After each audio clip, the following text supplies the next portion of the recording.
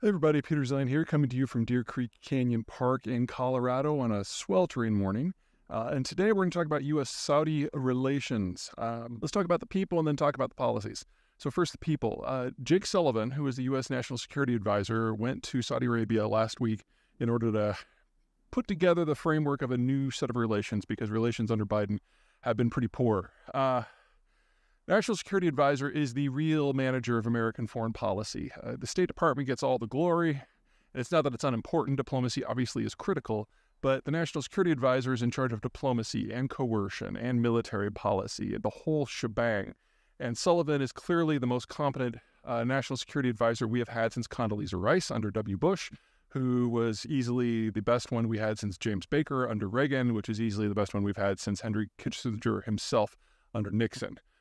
He may look like he's 12, he's a millennial, but he's hyper competent. And so having him head up this policy development tells us that it's serious.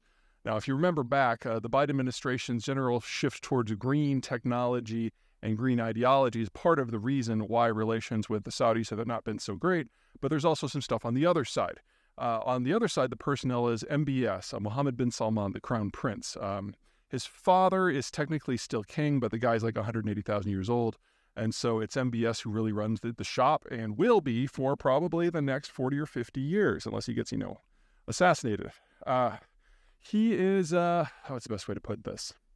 Well, he's a bit of an ass.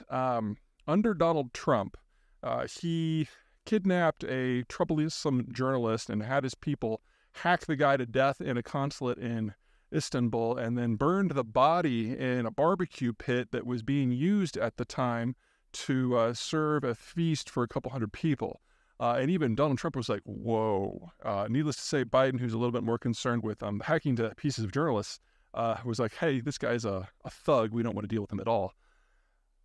I don't want to say that that's all bygones, but Biden has had now half of his term in the big chair, and he realizes from his long time on this earth that sometimes you have to deal with people that you don't want to get things done. And in the presence of a China that is being ever more persnickety and a Russia that is ever more genocidal, Saudi Arabia is a very useful partner. Cover that next time.